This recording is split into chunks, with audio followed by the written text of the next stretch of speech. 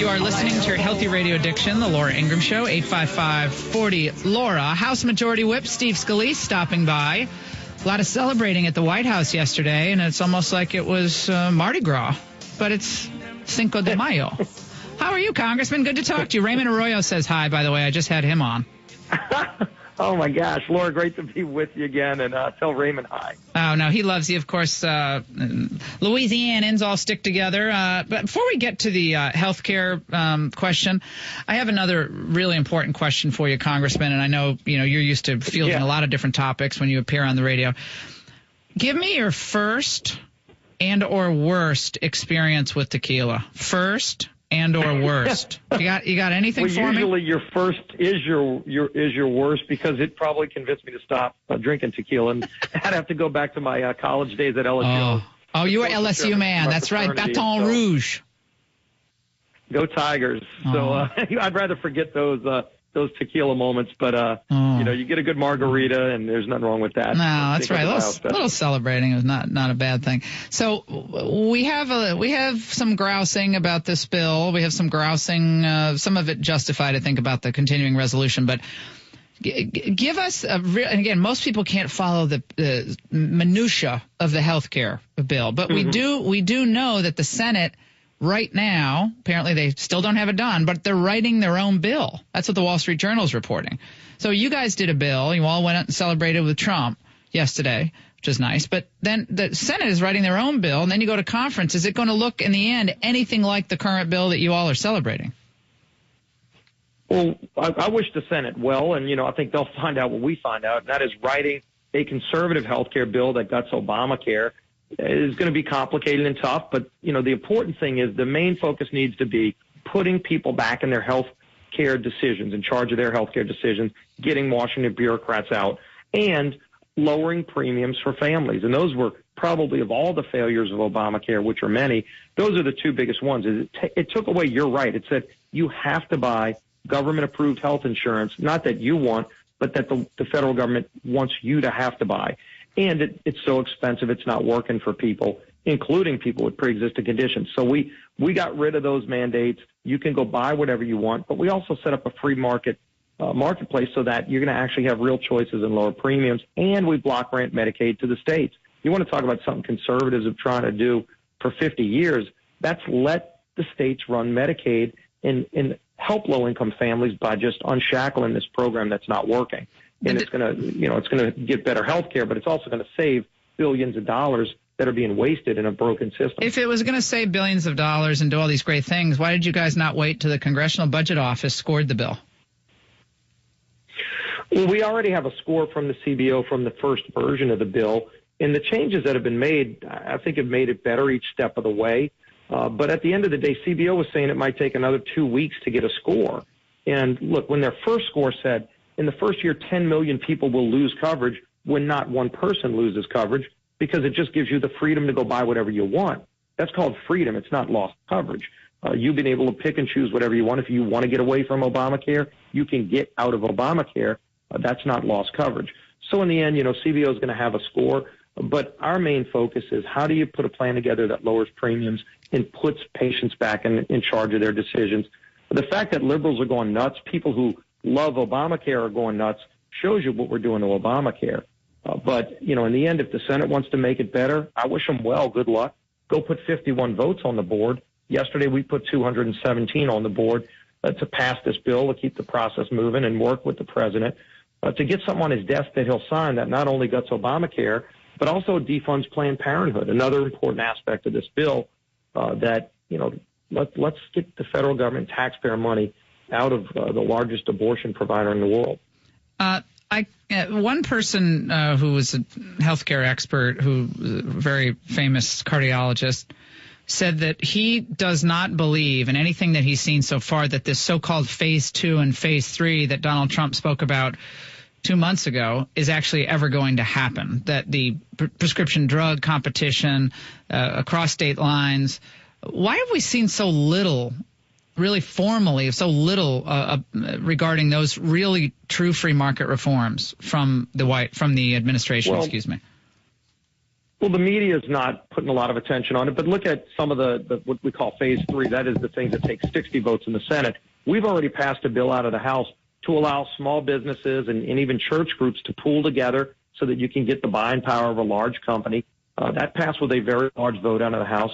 A bill to repeal what's called McCarran-Ferguson, and that is laws that allow insurance companies to collude, which has led to higher prices. We passed a bill to repeal that, to say insurance companies shouldn't be able to collude. Nobody else can. Why should they? Let's lower prices there. That bill passed overwhelmingly out of the House. And then we're going to have a bill that we're moving shortly to allow people to buy insurance across state lines like they buy any other product. You want to talk about a powerful reform that'll lower costs. Right now, you can, for the most part, only buy insurance in your own state. And if you found a plan, is that going to happen, though? I mean, is that going to be done? I mean, is Price going to do that? Or do you have to do it? Oh, that's something that the House and Senate would have to pass. We could pass that in the House. Mm-hmm. It's going to take 60 votes in the Senate. But you know what? Let those Democrats and those Trump states have that tough vote. And when Trump is going to be flying around to those states saying, hey, you know, your senator's standing in the way between you and the ability to buy insurance anywhere you want. And then on the things that Secretary Price is able to do, he's already in the process of doing that. And think about this, Laura. In Obamacare, one of the bad things it did is it gave unbridled power to the Secretary of Health and Human Services. Now, they wrote those provisions with Kathleen Sebelius and Sylvia Burwell envisioned as running the program. They did not think Tom Price would be running this program. He's got almost 1,400 different sections of Obamacare where the Secretary can actually make major changes in policy to affect and improve the healthcare marketplace. And so Secretary Price is in the process of doing that now. That's going to help lower premiums, too, once those changes are implemented, and he's already working on that. So malpractice, abuse, across state lines, drug price inflation, you're confident that all of that will be addressed in the Republican Congress? It's all going to be voted on, and I want to be candid with you. Some of those items, buying across state lines, medical malpractice reform, which would be critically important to lowering prices and stopping people from having to have all these ridiculous tests run that have nothing to do with their health care. Those are 60-vote issues in the Senate.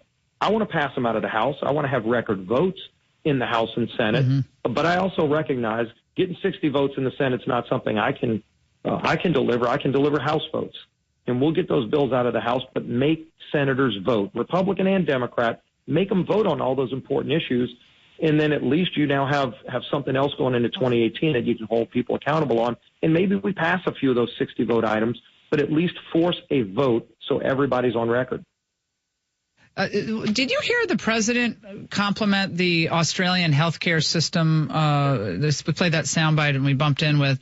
Australia has a universal health care. So why is the president, I mean, it's kind of odd for the president to be saying they have better health care than we do. They have universal health care. And again, the critics of this bill, the conservative critics of this bill that you guys passed say, ultimately, it will take us to single payer because the states are going to go bust because of the Medicaid cap.